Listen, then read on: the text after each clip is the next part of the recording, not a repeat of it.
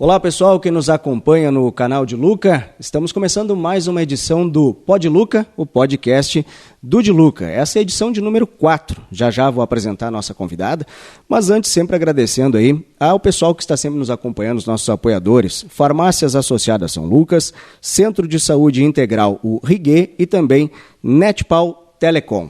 Vou apresentar aqui então a nossa convidada de hoje, Júlia Costa, também conhecida por Gil. Júlia, tudo bem? Muito obrigado aí por aceitar bater esse papo conosco. Não, eu fico grata, né? Feliz pelo convite, como eu falei. É sempre bom apoiar, principalmente projetos aqui da cidade. Então, estou muito feliz e obrigada pelo convite. Muito bem. Júlia, vamos começar falando. Na verdade, assim, nós vamos entrar na questão da internet, teu trabalho como influencer, mas antes eu vou pedir para tu fazer uma apresentação como a palmarense Júlia. Desde daquilo que tu acha que seja legal tu falar da tua parte, teu histórico de vida, a questão pública e até mesmo a tua parte profissional, já que tu atende, tu é formada em fisioterapia e atende aqui em Palmares. Faz um relato para nós dessa parte, então. Muito prazer, para quem não me conhece, eu sou a Júlia da Costa. Eu tenho uma clínica de fisioterapia, junto com a Academia das Minhas Irmãs também. E já faz 4 anos que eu sou formada e atendo na área. Na verdade, já fazendo um link com essa parte das redes sociais, né? Eu peguei ali 1 ano de clínica, onde eu estava atendendo, tocando meu projeto, aprendendo a administrar uma clínica, que é, eu acho que uma das partes mais difíceis, né? Porque dentro da faculdade de fisioterapia a gente aprende muito sobre técnica, sobre como trabalhar, sobre como atender, tratar, avaliar, diagnosticar, mas não aprende a parte de administração, né? Sim. Então, eu estava ali correndo ali para aprender a trabalhar com uma clínica, com uma parte administrativa, e aí veio a pandemia. E a fisioterapia, para mim, é o meu projeto de vida, né? Eu sigo sempre me atualizando, sempre estudando, sempre buscando. Quando que tu decidiste fazer a fisioterapia? Tempo de escola ainda? Não, na verdade sim. Eu jogava futebol, sempre joguei. E jogo desde os meus 7 anos, mais ou menos. E aí eu tive uma lesão no joelho. Na verdade, a maioria das pessoas que faz fisioterapia é em função de uma lesão ou alguma coisa que teve contato com a fisioterapia. E aí eu tive uma lesão no meu joelho. E aí eu comecei a fazer fisioterapia e eu me apaixonei pela profissão. E aí tive uma consulta também, onde um médico falou, olha, pode parar, futebol para ti não dá mais, tu não vai mais poder jogar. E eu tinha, na época, 11, 12 anos, e eu fiquei super arrasada, né? Eu falei, poxa, uma das coisas que eu mais gosto de fazer, eu não posso mais fazer. E fiquei, acho que uns 7, 8 anos sem conseguir jogar em recomendação, né? E aí eu comecei a fazer fisioterapia, enfim, e aí escolhi a fisioterapia como profissão e fui vendo que eu foi meio que por acaso até, foi em função do teu episódio, do teu acontecimento que te levou à fisioterapia. Sim, foi em função disso, e aí depois que eu comecei a estudar, né, inclusive eu retornei à prática de esporte, atividade física, como eu já deveria ter mantido desde sempre. Claro que fazendo, né, tendo acompanhamento profissional com fisioterapeuta, educador físico, enfim. E aí eu poderia ter seguido sempre, não precisava ter parado o futebol.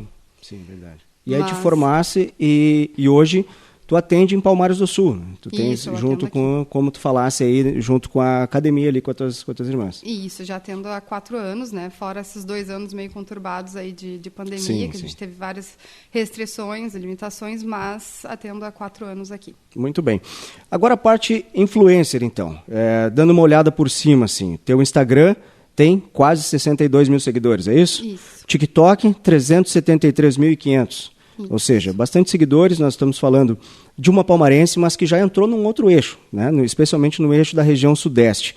Fala um pouquinho para nós como é que foi esse teu início da tua...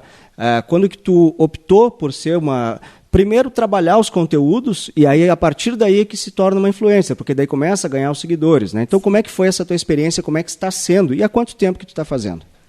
Bom, eu comecei em 2020, foi bem ali no início de pandemia, porque a gente estava ali naquela... Como que a gente vai fazer para trabalhar, para manter a cabeça ativa, e, enfim, todo mundo em casa. E eu, particularmente, na parte da fisioterapia, eu não me adaptei, não consegui fazer atendimento EAD, que chama, né? Online, aquele acompanhamento só visual. Para mim, a fisioterapia ela é toque. Ela é Imagino toque, que seja muito difícil mesmo fazer online. Eu tenho colegas de profissão que atendem e que conseguem lidar. Eu, particularmente, apesar de trabalhar com redes sociais, essa parte da fisioterapia, para mim, é toque, é olhar, é aquele contato mais presencial, né? E aí eu estava enlouquecendo com isso, né? Eu falei, gente, não tem como, eu não consigo me manter na fisioterapia assim, dessa forma. Sim.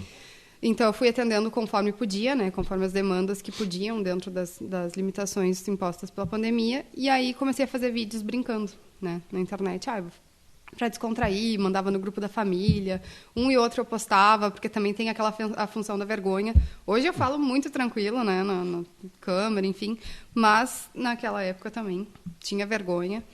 E aí, comecei a gravar, brincar ali com TikTok na época. E aí bombou no momento em que eu postei um vídeo que tinha as figures de anime, que eu tenho várias hoje, e elas apareceram num vídeo na frente e o pessoal começou a interagir comigo sobre aquilo. E eu falei, gente, como assim? Né? Porque o anime também ainda é um assunto muito delicado. Sim. Ainda hoje. Agora a gente já conquistou um espaço muito grande, principalmente mulheres falando de anime, né? Desde 2020 ali a gente teve um bom grupo que começou a falar disso. Então, a gente conquistou nosso espaço, mas 2020 era ainda também um tabu, né? Falar sobre animes é muito preconceito. E aí, comecei a interagir com o pessoal ali sobre isso. Eu falei, vou levar isso para o meu Instagram. E aí, eu tinha um grupo de amigas que também falavam sobre isso, mas no TikTok. Sim. Elas, não, eu não vou conseguir levar para o Instagram, porque minha família vai ver, meus amigos vão ver. E eu falei, bom, então, de fato, é isso que eu vou fazer, porque eu quero que vejam. Se é uma coisa que eu gosto, não tem por que eu não mostrar. Fazer o inverso, vamos tentar. E aí, comecei a falar sobre animes no TikTok, no Instagram, e começou a crescer. E aí, comecei a trabalhar com os cosplays também. E aí, foi indo. Eu falei assim, unir o útil ao agradável, além de me manter ativa, entretida ali na função da pandemia, ainda consegui começar um novo trabalho, né? Claro. Que é com as redes sociais. Tu te lembra quantos seguidores tu tinha, assim, de forma orgânica? Não que depois não continuou de forma orgânica, mas o início natural, assim, a pessoa normal, vamos dizer assim, antes de entrar de fato nesse eixo da internet e depois que deu esse boom, né? Eu não lembro exatamente, tá? Mas eu tenho seguidores meus que acompanham desde o começo, que brincavam comigo, eu te acompanho desde os 2.000 seguidores. Então, eu acredito que seja mais ou menos por essa faixa, né, do Instagram, de 2.000 seguidores. Salto. Porque começou pelo TikTok. Daí, os do TikTok migraram alguns para o Instagram. Sim. Porque é muito difícil, tu tem que trabalhar com a internet de uma forma, como se chama, multiplataformas. Assim, sim. Porque tu tem que estar em todas, mas tu não consegue trazer sempre do YouTube para o Insta, do Insta para o TikTok. As próprias redes, pela rivalização deles, vamos dizer assim, por vezes acabam não entregando, e às vezes nem permitindo a entrega de conteúdo. É bem difícil. E também tem o público que é bem direcionado para... Eu gosto de assistir vídeos no YouTube, porque é o formato de vídeo. O Instagram, um pouco mais... o TikTok, bem de entretenimento, né? Daí vai cada rede para suas funções, né? Então, por isso que é difícil tu ir migrando de um para outro.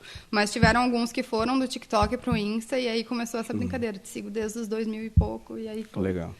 Muito bem, tu falasse do anime, então. Eu vou pedir para tu explicar, então, para o nosso pessoal que nos acompanha, o que é o anime. E o anime é algo que tu te dedicasse muito, né? O anime, o cosplay, então, provavelmente uma coisa ligada à outra também. Os personagens, como é que foi para ti?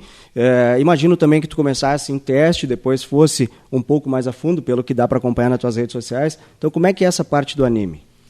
Bom, como eu te falei, comecei ali a mostrar que eu gostava, né?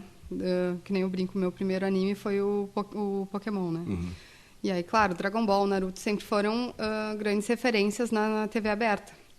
Mas eu não acompanhava, assim, assíduo, porque hoje a gente tem acesso muito fácil, né, com as plataformas de streams. Então, tem animes que tu pode assistir em várias plataformas. Só que, antigamente, tu tinha que ir lá, meio-dia, estar em casa para assistir Dragon Ball. Sim. Então, eu sempre acompanhei, mas não era uma coisa que eu era super fã, né? Então, aí eu comecei a assistir Naruto, que foi o meu primeiro anime que eu voltei a assistir depois de grande. Sim.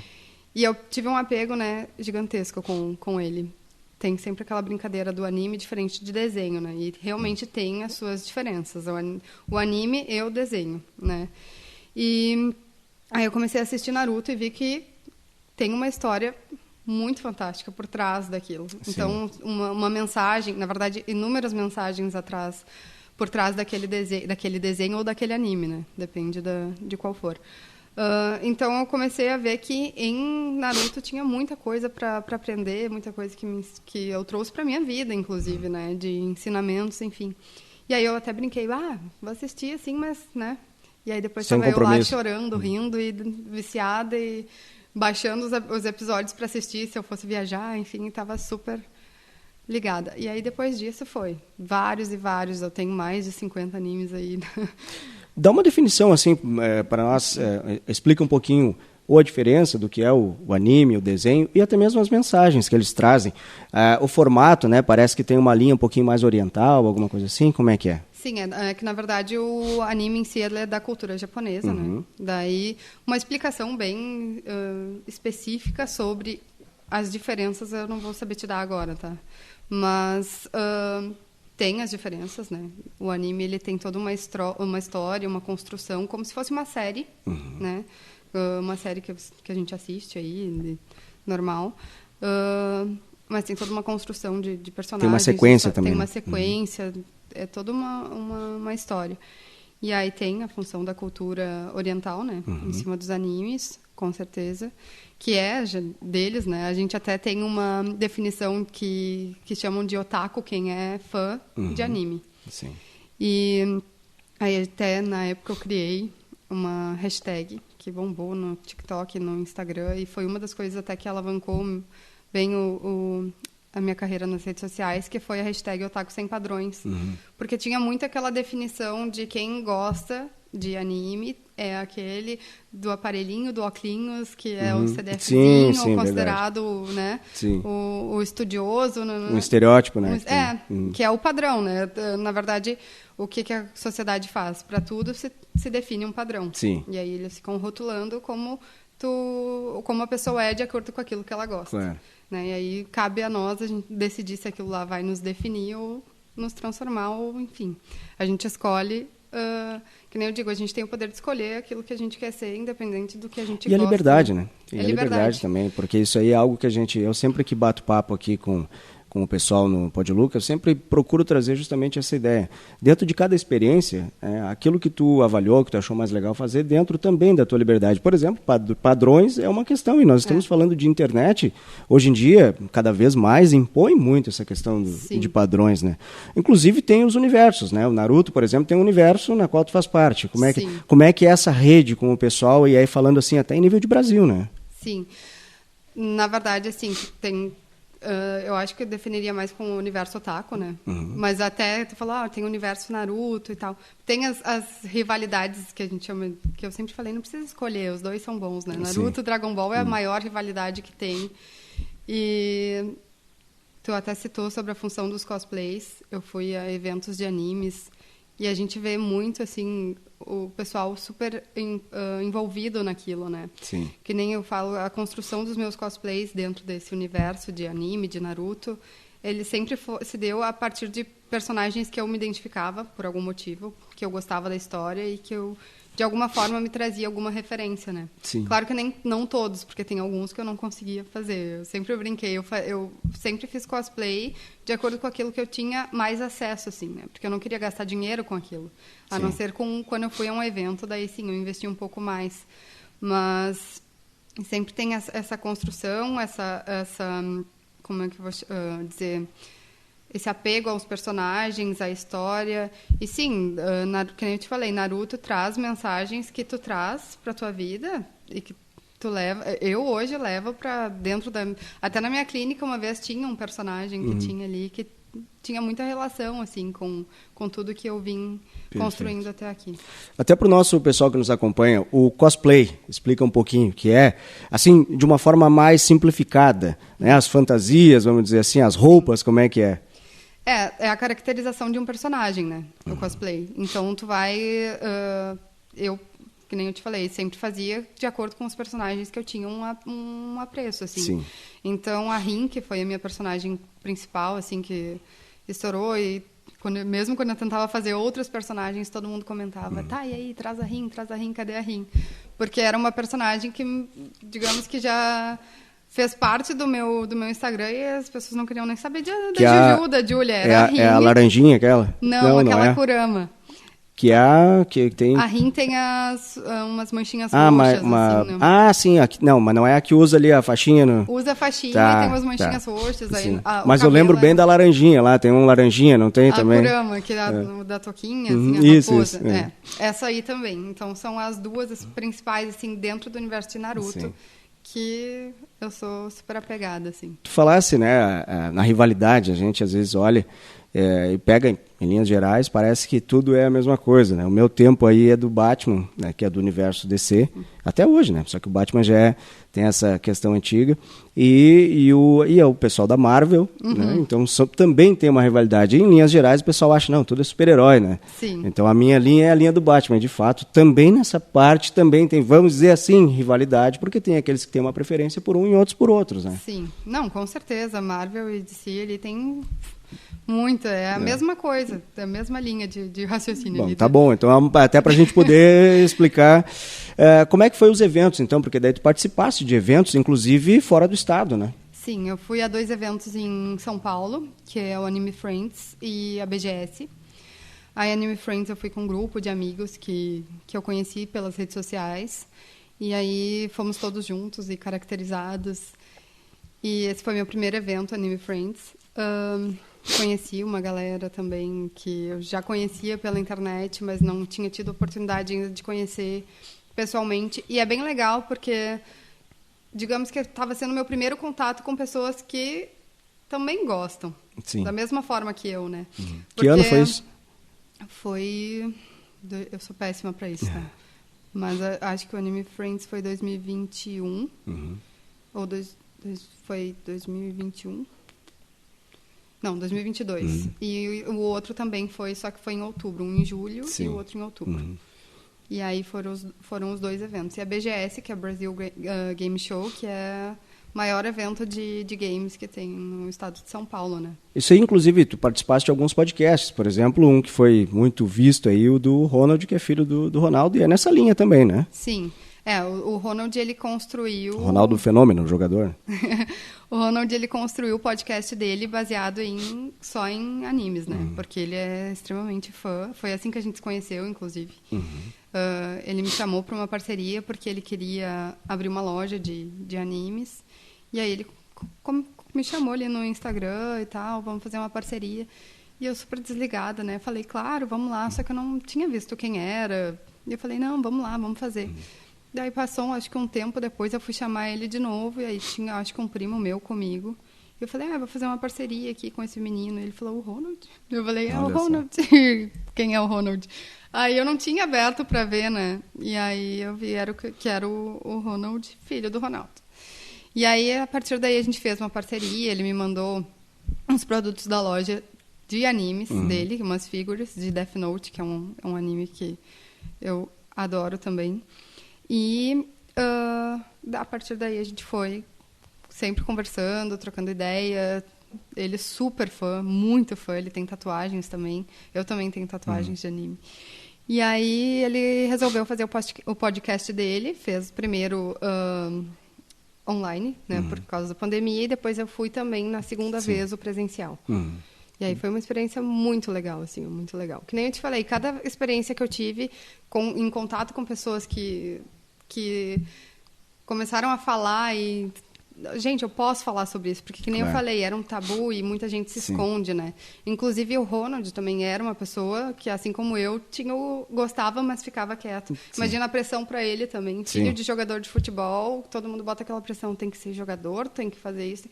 E aí também rotulam ele tem que ser isso, tem que fazer aquilo. E aí ele, peraí só um pouquinho, por que essa menina aí, 20 e poucos anos, ele brincou um dia comigo falando, 20 e poucos anos formada e tá com essa liberdade de falar sobre isso, e por que eu não posso? Então, de fato foi assim, e muitos depoimentos de pessoas na minha DM, no Instagram, falando, eu sou dentista e fico quietinha aqui, eu sou médico, eu sou isso, eu sou aquilo. É a questão do padrão, de novo, e tabus, né? Exatamente. E eu sempre achei que eu não pudesse falar sobre isso, porque todo mundo vê como um preconceito. E, claro, a questão de, mas é uma coisa infantil, né? Uhum. Aqui, em Palmares, eu ouvi muita crítica. Sim. Tá?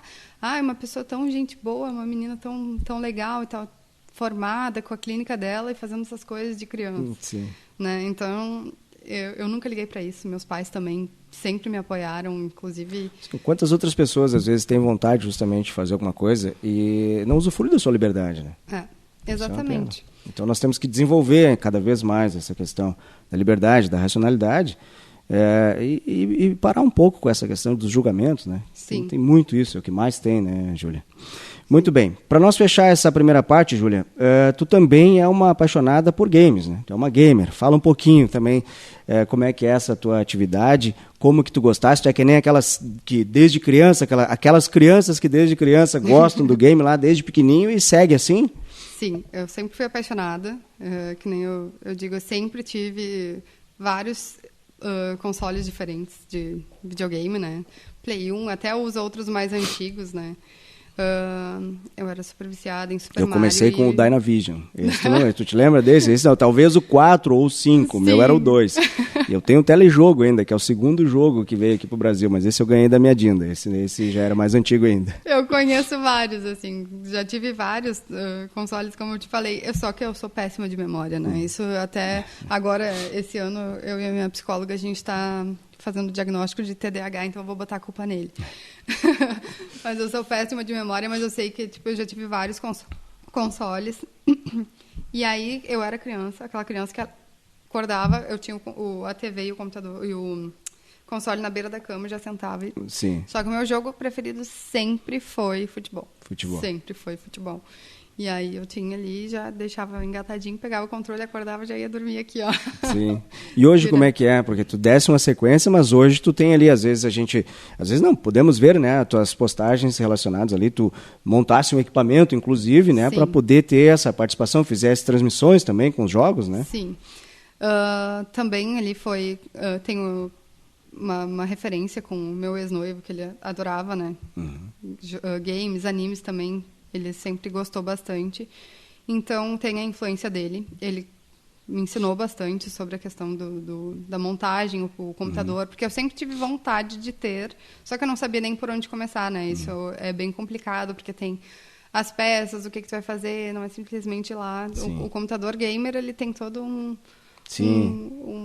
uma produção necessária para conseguir reproduzir os jogos, que são, às vezes, muito pesados, inclusive quando a gente vai fazer transmissão ao vivo, né? Então, tem que ter um computador bem bom.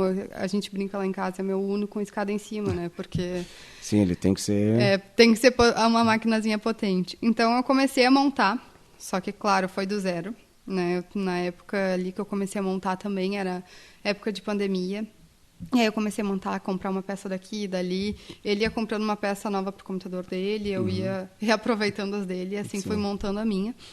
E aí eu fechei uma parceria com uma empresa chamada Geek Music, que eles criaram uma empresa chamada Geek Music, mas a produtora dela é a Rap RJ, que é do Rio de Janeiro, que faz altas produções musicais. E eles criaram essa empresa justamente para direcionar para o mundo geek, né? Para o universo geek. E aí eles me contrataram para ser streamer da Twitch deles. Né? E aí eu comecei que é onde se faz a transmissão dos jogos. Né? As transmissões de jogos, ao vivo, enfim. E aí eu comecei a trabalhar com eles e ali consegui, através deles, patrocínios para melhorar, né? O meu computador, enfim, e assim fui desenvolvendo melhor e tornando a máquina que ele é hoje, né? E aí... Enfim, que nem eu brinco ali, acho que 2020 e 2021 eu trabalhava de domingo a domingo, assim. É aquela coisa que não vê, né? Que ninguém vê, o corre ninguém vê. Sim. Mas era de domingo a domingo, eu tinha contrato, então às vezes eu ia para passeios com família e tinha que voltar domingo mais cedo, porque as lives eram no contrato domingo com eles. Então eu sempre me organizava para isso, então trabalhei bastante, me afastei bastante de vida social, amigos, família. E esse ano, inclusive, eu até dei um tempo, né, dessa parte de stream, de online mesmo, ao vivo, né, para poder me restabelecer, me organizar, porque eu precisava ter uma conexão um pouquinho melhor com a minha família, porque é importante a gente ter a dedicação. O mundo real. O mundo real, que nem eu falo, assim, eu passei por vários processos ali nessa fase desde que eu comecei com redes sociais. Então, às vezes, a gente se fecha muito naquele mundinho ali e é difícil porque precisa muita dedicação. As pessoas acham que é fácil, que nem eu falo assim, gente, eu fico muito mais tranquila e menos cansada trabalhando 12 horas dentro da clínica do que gravando, às vezes, 1 hora ali para as redes sociais. Desgasta bastante. É muito desgastante. Aí, às vezes, o que eu estava fazendo no início desse ano? Eu estava saindo da clínica às 9 da noite, comendo, e aí, 9h30, 10 horas, eu estava abrindo live até 1, 2 da manhã. Sim. E eu estava seguindo assim. Então, não tem saúde que aguente. A gente precisa de um tempo. O organismo pede. E aí, comecei com tratamento com psicóloga também, ano passado, né? Em fevereiro, de novo. Já tinha feito outras vezes. E assim, eu decidi que tudo são fases, né? A gente precisa também de um tempo para a gente se conectar de novo, como eu te falei, com o mundo real. E aí, botar as coisas em ordem e conseguir seguir com tudo bem organizadinho. Muito bem. Estou conversando aqui com a Júlia da Costa. Nós vamos fazer um intervalinho bem rapidinho, porque é importante o recado que nós temos dos nossos apoiadores. Preste atenção aí. Já voltamos, rapidinho. Canal de Luca. Apoio. Farmácias Associadas São Lucas. Mais do que cuidar da sua saúde, aqui você tem amigos. Tem descontos especiais, ofertas todo dia e o melhor atendimento. Siga no Instagram, @far.sãolucas e não perca as promoções Detona Preço e oferta relâmpago a qualquer momento. Farmácias Associadas São Lucas, com 5 lojas para melhor lhe atender. Você realiza atendimentos na área da saúde, bem-estar ou beleza e quer potencializar os seus rendimentos? O Centro de Saúde Integral Rigue pode te auxiliar, diminuindo seus custos fixos com o espaço de atendimento. Sublocando nossa sala por turno ou hora avulsa, você oferece a seus clientes um ambiente aconchegante, com infraestrutura e em ótima localização em Palmares do Sul. Entre em contato e agende uma visita. Rigue, cuidado em cada detalhe para clientes e profissionais.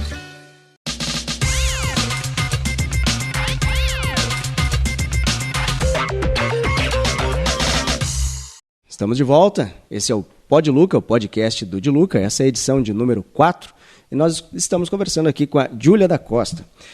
Júlia, nós vamos entrar em 2 assuntos aqui agora, que são tabus, mas antes eu gostaria de puxar uma coisinha aqui que tu falou no fim do outro bloco, que eu acho que ainda é um tabu, mas está caindo um pouquinho cada vez mais. Tu falasse aí que tu está fazendo um atendimento com a psicóloga, né? Uhum. E a primeira entrevistada aqui foi a Jordana.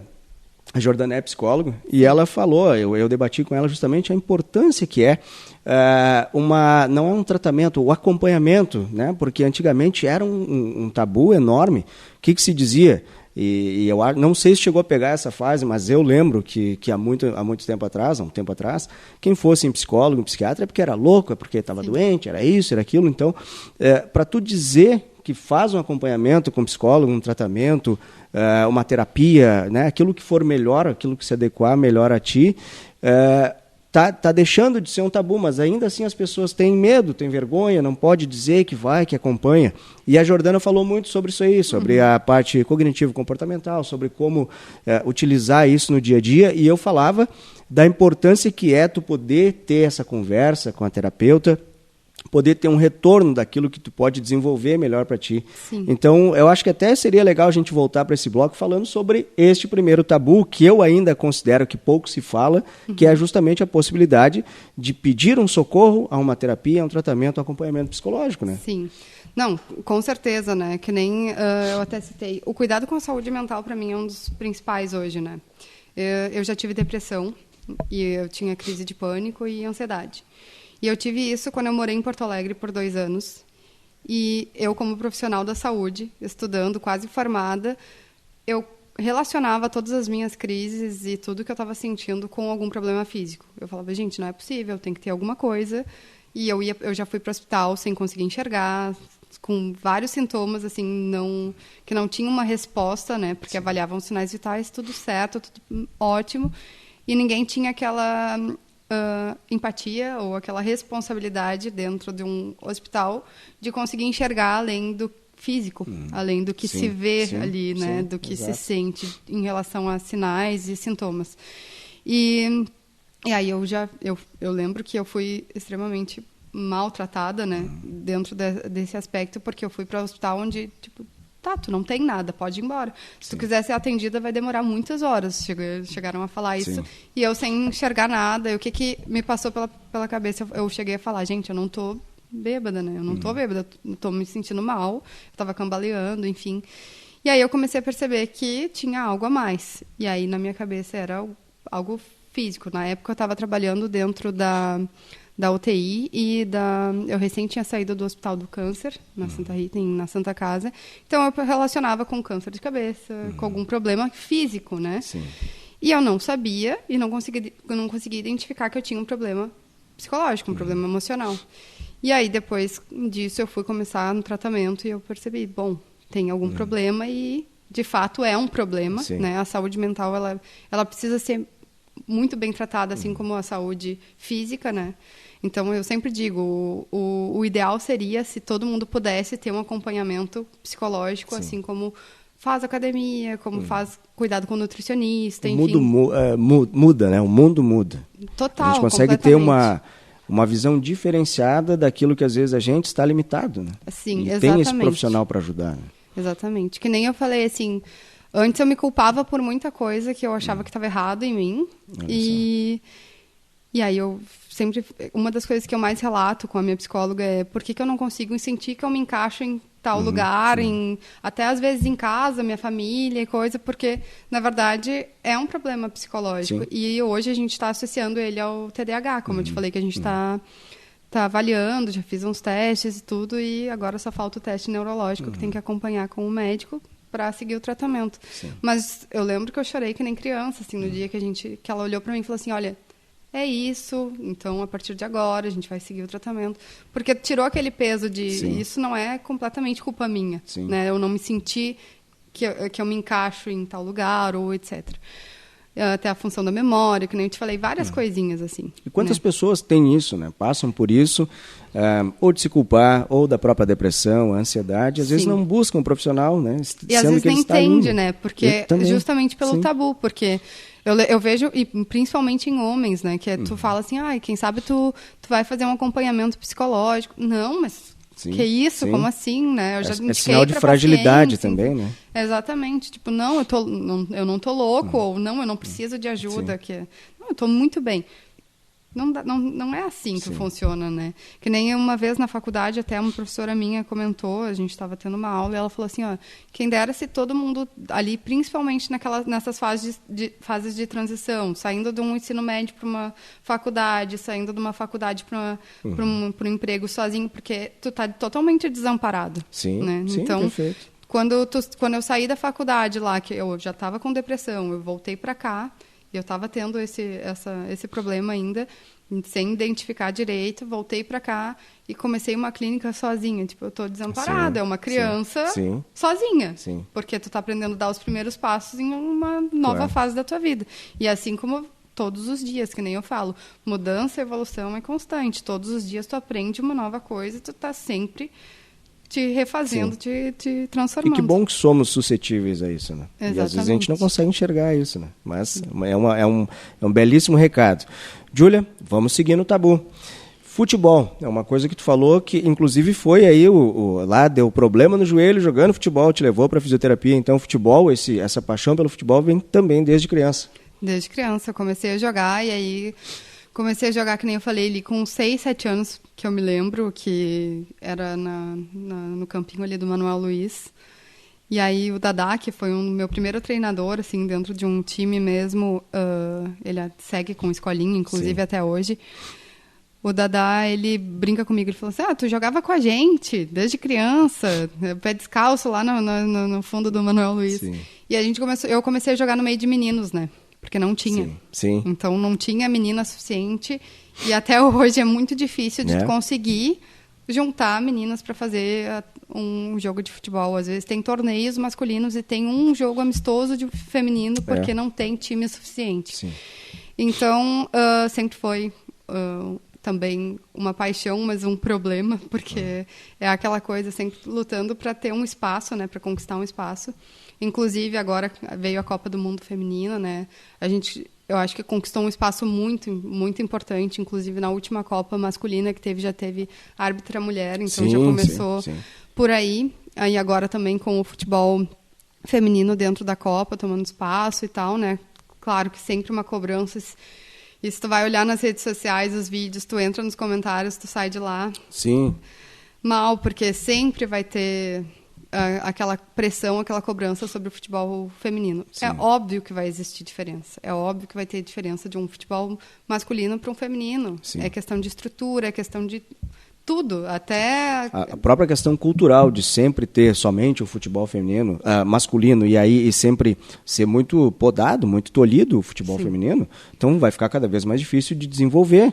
Né? Isso é uma das formas com que o tabu sempre impediu também que tivesse esse desenvolvimento. Né? Uhum. E aí eu acho que é mais fácil, acaba ficando mais fácil para as mulheres, quase que sendo abafada, parar do que continuar tentando fazer com que o futebol feminino tenha mais força, né? Sim, eu vejo, agora estou acompanhando direto a escolinha do Seco, né? A escolinha do Guri Bom de Bola, e eu estou acompanhando as meninas, inclusive o Dudu, que é o outro treinador, ele chegou no primeiro dia, ele falou, gente, eu trouxe a Júlia para treinar com vocês, como referência, em função de já ter vivenciado isso, já ter uma experiência e tal, vai trazer um pouco mais de experiência junto de vocês aqui, porque as meninas novas, né, também começando. E aí eu comecei a observar algumas coisas, né, e também eu vejo que, diferente do menino, o menino ele vai para a escolinha, ele é bom, ele é ruim, ele sabe, ele não sabe, ele vai fazer. Né? A menina ela já é mais retraída. Mais retraída, exato. Por quê? Porque já tem esse preconceito, né, da menina no futebol. Então, às vezes, não tem tantas meninas e tem meninas que querem muito, mas não vão, porque já tem esse preconceito. Sim. E aí elas ficam retraídas. É normal nessa fase, nessa idade ali, tipo 12 a 16 anos, já ter essas preocupações, né? De, eu não vou, tenho vergonha, não vou tentar fazer. E nem tentam, né? Às vezes poderiam desenvolver super bem e nem tentam. E aí até começou a surgir vários assuntos. Tá, tu com 29 anos jogando no meio das meninas ali de 13, 14, 15, 16 anos, enfim... E aí várias vezes eu pensei sobre isso, né? Acho que eu vou dar uma parada para deixar...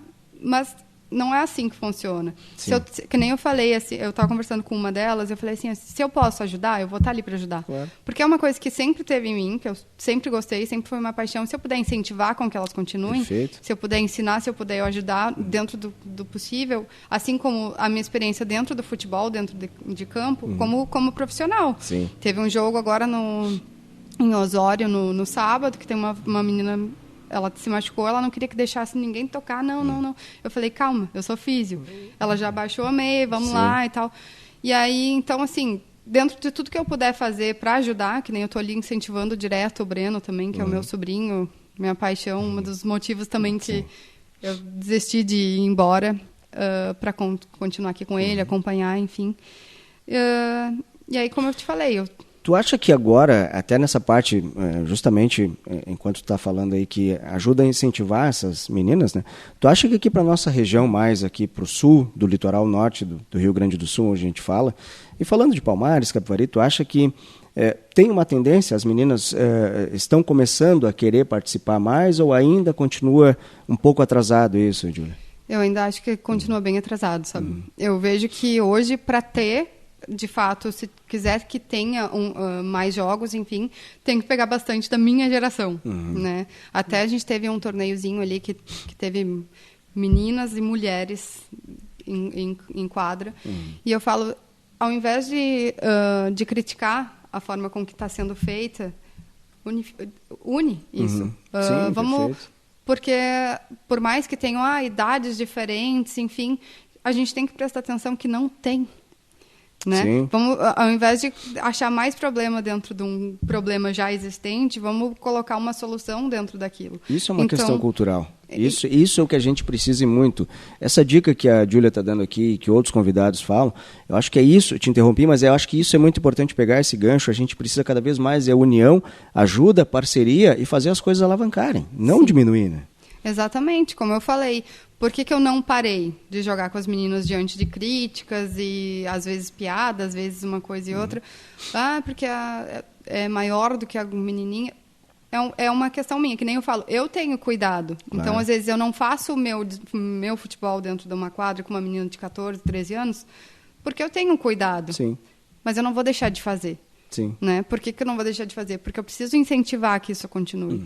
Então, se eu desistir, eu não vou ser inspiração nem para elas, nem para mim. Porque, que nem eu sempre falo, o quanto o Breno, né? Eu vou citar uma coisa que tem relação com o que eu falei para o Breno. O Breno, às vezes, vem para mim, porque nesse jogo eu não fui bem, porque o fulano foi muito bem, porque o fulano fez gol. Eu falei assim, presta atenção no que tu tá fazendo e no último jogo que tu teve, no próximo que tu vai ter. E o quanto tu melhorou dentro deles. Faz uma média e te compara só contigo mesmo. E é simples. Então, assim, para de olhar para o outro. Que nem esses dias eu postei um negócio. Faz uma leitura sobre si, não sobre as pessoas. Se comparando com os outros. Né? Exatamente. Que é uma coisa que naturalmente se faz. Né? Muito, né? Sim. Demais. Então, o quanto eu puder fazer, porque eu sou de quebrar padrões e tabus, né? Sim. Então, o quanto eu puder continuar fazendo é aquela coisa do macaquinho, né? Sim, perfeito. Não vejo, porque tá em mim. Então, o bônus, o que eu estou ganhando em função disso e quem eu estou ajudando é o que importa para mim. Claro, perfeito. Tu falasse então, agora para nós fechar, em duas palavras aí importantes, né? O quebrar e padrões. Isso está em ti. E a gente vai falar de um outro tema que também é tabu, que foi uma escolha tua, que foi o ingresso no Privacy, né? Que é uma plataforma de imagens sensuais. Queria que tu falasse para nós também um pouquinho como é que foi, como é que tu idealizasse entrar, como é que tu produz, como é que é este trabalho para ti, Júlia? Tá. Isso eu venho construindo, inclusive antes de abrir a plataforma, antes de fazer o meu cadastro em si. Eu comecei com tratamento com a minha psicóloga e várias questões minhas, né, da minha transformação, do meu crescimento e de coisas que aconteceram comigo me levaram a, né, querer experimentar isso também. E aí eu até tatuei aqui She is Art, que significa ela é arte. Sim. Né, que para mim é o modo com que tu tem, né, de liberdade, de expressão e de como tu te sente bem em relação às coisas que tu faz. E eu sempre vi e sempre gostei, né, de ver esses tipos de trabalho, não que eu acesse, que eu tenha assinaturas, não é isso. Eu sempre apoiei qualquer tipo de arte, né, desde que seja algo saudável, né, e que nem eu sempre falo, assim, o privacy para mim, ele veio como forma de liberdade, né, tanto para mim, como evolução, crescimento, como também liberdade financeira, né, porque através de assinaturas, então é um conteúdo pago, e para mim só agregou, né, em várias questões. E me surpreendeu porque depois que eu construí o meu canal ali, os meus conteúdos, eu comecei a me redescobrir também. E aí é engraçado que eu falo assim, eu comecei a me valorizar ainda mais como mulher, a reconhecer o que eu gosto, o que eu quero e o que eu permito para minha vida. Sim. E o Privacy ajudou, sim, muito, né? E aí, como eu falei, eu comecei com o tratamento com a psicóloga e de lá eu já vim, olha, eu tenho a ideia de construir isso, eu não sei como é que vai ser, mas eu sei que vai acontecer isso, isso e isso, em função de conversas, vai vazar aqui, ali, vai ter uma foto aqui, uma foto ali, e assim vai indo, né? Sim. E vai gerar conversas, aí a gente foi construindo como seria todo esse trajeto para esse novo projeto, né? E aí a primeira questão foi minha família, né? Sim. Seguinte, tenho a intenção de fazer isso, é assim que funciona. Mostrei, é assim, é assado, mostrei fotos minhas, mostrei, né, conteúdos ali em que minha mãe, meu pai ali, que a gente tivesse um entendimento de como funciona, para que eles soubessem. É isso e pronto. Sim. Eles olharam para mim e falaram, tu tem 28 anos, né? Quando eu abri, eu tinha 28. Tu tem 28 anos, tu é responsável pelas tuas coisas, tu administra a tua clínica, tu tem tua faculdade, a escolha é tua, a gente vai te apoiar, assim como a gente te apoia em qualquer outro projeto que tu fez. Então, tá tranquilo. Só que tu sabe que as consequências, a gente só precisa saber se tu tá bem. Então, eu gosto muito do apoio que eu tenho da minha família, né? Para tudo e qualquer coisa. Isso dá uma segurança também, né? para tudo, né? Que é aquela coisa assim, tu não precisava disso, por que tu tá fazendo? Mas quem disse que tudo é dinheiro? Quem disse que e na verdade, assim, eu não precisava por quê? Né? E aí, o que que eu vejo, assim, desde a construção do privacy? As pessoas, porque isso, aquilo, porque ela fez, porque... E sempre em forma de crítica, né? Mas não veio uma pessoa me perguntar como tu tá em relação a isso. Sim. Sabe? Então, eu sempre digo... Nunca tem isso. Nunca. Então, difícil. Independente do projeto que tu faça, seja com fotos, que nem tu falou, com fotos sensuais, seja com animes, seja com a fisioterapia, nunca vai ter um direcionamento sobre me conta a tua história, e sim o que tu faz e por que tu tá fazendo isso. E o quanto tu tá ganhando. Eu tenho pavor dessa questão. Porque, assim, ó, as pessoas não veem, tá, mas e aí, como é que funciona? Sim. Que nem eu sempre digo, quando tu vai ter uma conversa, até num encontro com uma pessoa, as pessoas sempre direcionam para o que tu faz? Ao invés de me conta a tua história, tipo, como é que, né? É uma indelicadeza e bato também que é uma questão cultural, infelizmente. É uma questão cultural. E aí, o que acontece? Começou a gerar todo um tabu, né, na sociedade sobre essa questão. E a minha mãe e meu pai, primeiramente, se preocuparam, apesar de já saber que isso aconteceria, né? Minhas irmãs e tal.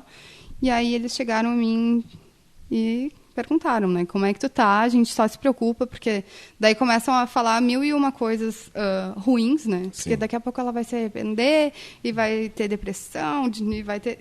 Gente, eu já passei por isso. São as avaliações, os julgamentos, né? Exatamente. Eu sempre falo, assim, quando uma pessoa aponta um dedo para ti, eu uso muito isso, né? Tem um dedo apontado para ti, 3 para si e 1 para Deus. Então, não importa. Eu falo assim, ó, gente, foi o que eu falei para meus pais. Me perguntem se eu tô bem e se eu tô feliz com as minhas escolhas. Se eu falar para vocês, que eu tô bem e tô feliz, é isso. Eu nunca vou mentir. Sim. Então, tudo que a gente escolhe para nossa vida, a gente tem risco de se arrepender. A gente tem risco de não querer ter feito, de querer ter feito de outra forma. Eu tinha risco de escolher a fisioterapia como faculdade, me formar em 5, 6 anos e me arrepender. É para tudo, né? Exatamente. Então, a gente sempre tem riscos, mas eu sempre prefiro escolher correr, independente de qualquer coisa. Sim. Muito bem. Júlia, quero te agradecer muito por esse bate-papo, baita bate-papo que nós tivemos aqui, aceitar o convite, né, de participar da 4ª edição do Pod Luca, trazendo aí as tuas experiências, tuas informações. E eu sempre digo aqui, sempre os nossos convidados que a gente bate esse papo aqui, é justamente para dividir um pouquinho das atividades que fazem e levar a despertar aí o senso crítico das pessoas, trazer ideias novas, né, ideias para que as pessoas também possam se utilizar valorizando a quem está aqui no outro lado. Muito, muito obrigado pela tua presença conosco. Eu que agradeço e queria parabenizar também pelo espaço de fala que tu criou aqui, né? Porque, às vezes, que nem eu tenho inúmeros seguidores e sou uma pessoa que tem uma influência muito grande sobre várias pessoas, mas, às vezes, pessoas que não têm tanto essa influência e que não têm esse espaço de comunicação como eu tenho dentro das redes sociais, também tem histórias incríveis para contar. E esse espaço que tu construiu aqui é super legal e eu espero que dê muito certo, muito sucesso aí nessa jornada, nessa nova fase. Muito bem, brigadão. Fechamos então, assim, a 4ª edição do Pod Luca, o podcast do De Luca. Continue nos acompanhando aí no canal de Luca, nós temos aí as postagens semanais com o espaço Já Pensou Nisso e também os mensais com o nosso Pod Luca. Muito obrigado a todos, até o próximo vídeo. Netpal Telecom, líder em telecomunicações, planos de internet com até 1 GB, TV aberta e telefonia fixa, central de monitoramento avançada, suporte técnico 24 horas e equipe técnica especializada. Cobertura nos municípios de Capivari do Sul, Palmares do Sul, Mostardas e Tavares. Não basta ser provedor, tem que ser o melhor. Entre em contato agora mesmo. Netpal Telecom.